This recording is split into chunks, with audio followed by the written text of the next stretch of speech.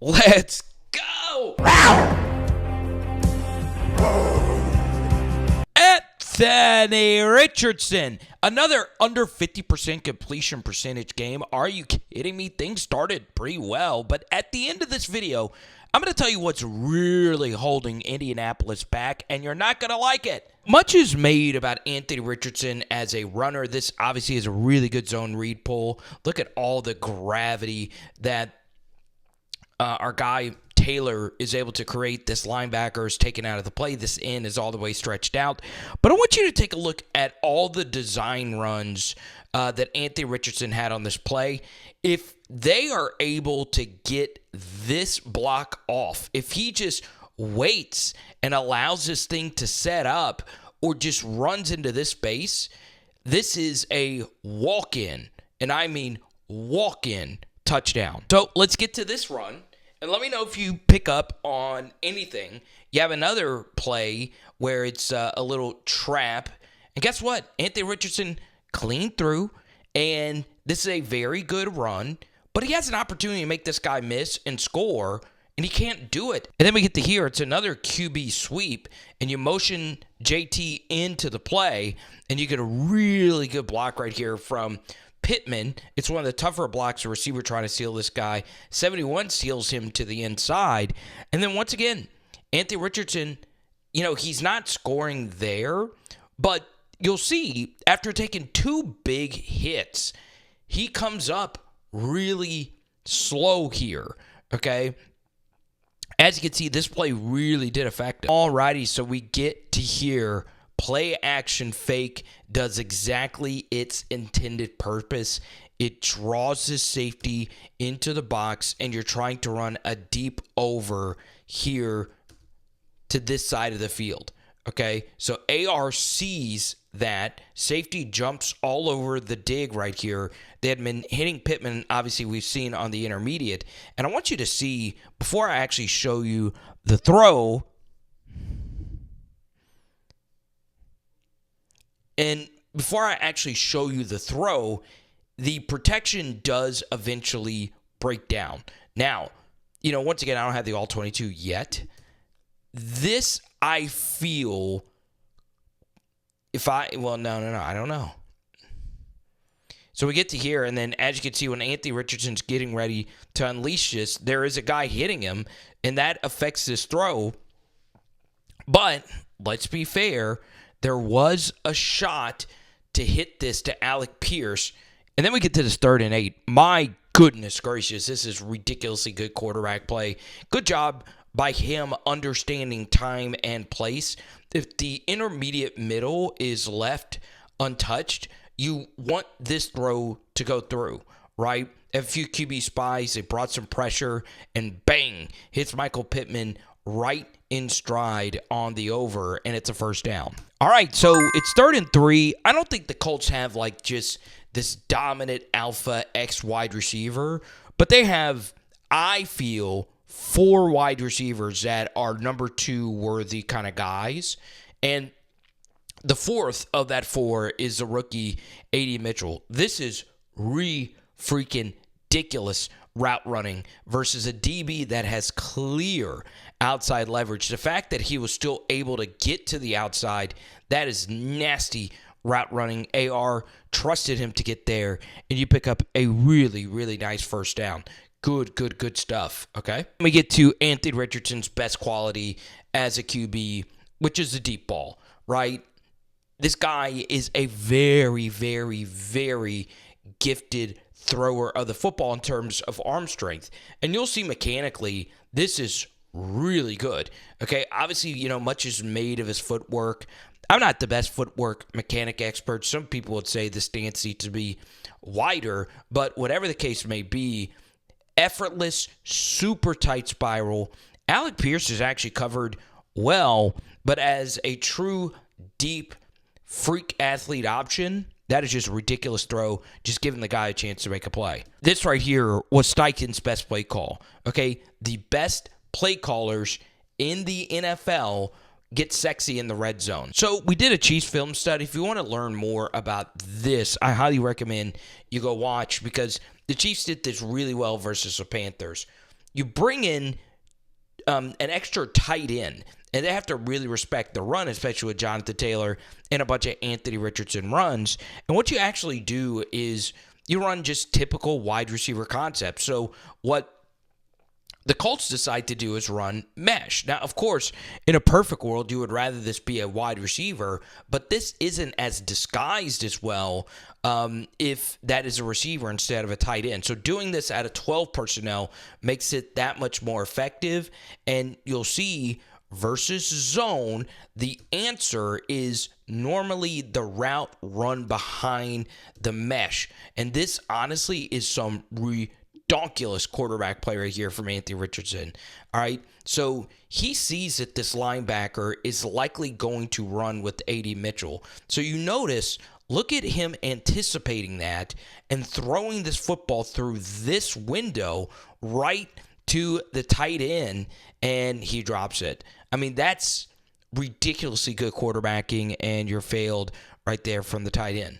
Alrighty, Colts fans, I know you bleed blue. Please hit that subscribe button because I find observations like this to be interesting. So even with that incompletion, you see Anthony Richardson was 7 of 13 for 117. There's no way he's going to be well under 50% completion percentage, right? Well, he is, okay? It is ridiculous how many passes end up incomplete with Anthony Richardson at quarterback. Once again, this footwork is not the absolute best. He has a really good pocket. They're blitzing right up the middle, and you can see, the base is just tight here. And yes, he does make the right read to go to A.D. Mitchell in this man coverage assignment. And I know many people consider A.D. a little casual at times, but man, it's just something you would like to see complete. Even if you're short, you can go for it on 4. It's first and Greenwood, and you got a linebacker blitzing from Brownsville here. And this throw is just so freaking good. So defensive end backs out, ends up being a 4-man rush. He does have really good protection, but I want you to see when he actually rips this end breaker to Michael Pittman. It's good seeing them have the chemistry here. So this underneath to Granson is supposed to open up this space. And look at when Anthony Richardson is deciding to rip this bad boy. It's right now. Okay? Good anticipation. I mean, look at this. Lots of velocity on this throw as well. Hits him right in the chest as well, and Pittman decides to cut back. And you see, when you play it with that much anticipation, it gives the receiver that much more time to make a play after the catch. Good. Now we follow up that absolutely ridiculous throw with a hot take and an all-time bad miss here. I have never seen a quarterback and a tight end have worse chemistry than Anthony Richardson and Granson, like J-Lo and Ben level chemistry. I mean, look, you get exactly what you want on this 1st and 10. They're blitzing, and this is the exact play after that crazy Pittman anticipatory throw. And now he's wide open, all right? There's a few different people you can blame here. The tight end, when you're this open, go ahead and turn your head, right? There's no need to carry out a route this far. Turn your head and just be ready for it. But the next thing here, Anthony Richardson, just throw a catchable ball, all right? I understand you're leading him pretty well, but he can't turn his head in time. Honestly, the more I look at this, the tight end just needs to catch this. I mean, come on. This is the NFL. I have no idea why they keep deciding to play 83. It makes no sense. They have no chemistry at all. And honestly, I need you to turn and make this play. Come on. Hey, let's be adults here. And honestly, you can make a case that miss decided the game. They had to punt, and then guess what? They score again. So now you're down by a lot, and you get this ridiculous play design from Mr. Shane Steichen. Jonathan Taylor just creates so much gravity. And look at how all these players are respecting JT, okay? And these guards and tackles are going bye to the opposite side of the line of scrimmage. It's a good block by 81. Good block right here. And now, once again, Anthony Richardson, one-on-one versus a safety. Do you think he's going to make a miss? No. He decides to run them over. All right, this is lunacy for your franchise quarterback to do this, and you wonder why he keeps getting hurt. Lamar and Jaden, they're not trying to truck stick people. Even Jalen Hurts in this situation is probably trying to make a miss, and if he can't, they're sidestepping instead of taking a direct blow, right? There's no reason to take this, and yes, he falls forward and makes a miss, and then he makes this guy miss, but in the long run, you don't want to keep truck sticking these guys. But still, good, powerful run. If it's a Super Bowl, that makes sense, but not now. Now it's 3rd and 10. Man, that was such a big miss. I still can't get over that. But you got to move on. Anthony Richardson said this in the postgame. Hey, if you drop it or whatever, you just got to move on to the next play. This honestly is a fine read from AR. They're playing man coverage, so if you can run. Now, this drop, of course, is very, very, very deep, so it makes it that much tougher to run through here. But the ball security has been a massive issue. Ball gets tapped out here, and lucky enough, it bounces right back to the Colts. Alrighty, so what do we make of this Anthony Richardson performance? Well, it is interesting, and this is a very good goal ball right here down the sideline. Corner sits, and look at this. Anthony Richardson, that's a really good base, tight spiral. The man throws an absolutely beautiful ball if the mechanics are all there. And it was good to see Pittman have a game like he had. Man, I'm about to say something that's going to be crazy. I understand I have criticized Anthony Richardson. 7 of 13 to start the game, and you end, 4 of 15? And you're under 50% completion percentage yet again. You're under a 50 ESPN QBR and 50 as a replacement level starter. But the thing holding this team back is tight end. This is the worst tight end room in the NFL. And you'll see why in just a second. I love this design right here on 3rd and 10. Make it a manageable 4th. And they honestly just did a really good job defending it. Once again, you would like to see Anthony get a few more yards here, but still, you'll see exactly what I'm talking about. Now, I do want to include this. There are insiders that are way more plugged in, and I am a big NFL draft nerd. I heard the Colts were very, very interested in drafting Brock Bowers.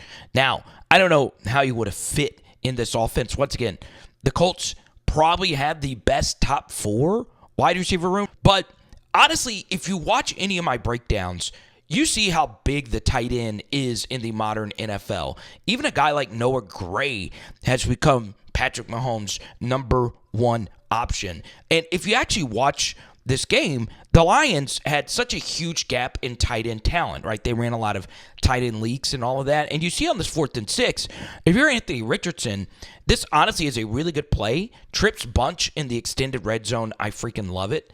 And you'll see on this 4th and 6 that Granson, I'm so tired of talking about him, he's wide the frick open. But Anthony Richardson's just never going to look to him. Now, should he still find this here and throw this here? Sure, he likes Pittman on this whip route, and I understand he's not trusting his protection because it's been shaky. But look at this. Look at this. But he doesn't trust it. He does not trust it. And I don't blame him. Now, once again, is still a lot of this on AR? Yes. But you guys saw how putrid this Colts tight end room is. And could you imagine if they have Bowers? I mean, imagine if you're Dallas freaking Clark watching this unfold. You're vomiting, okay? So get him a tight end, and then we'll go further into discussion. But once again, another rough game. It is Power Hour NFL. Boom! And tonight we are doing Gumbo.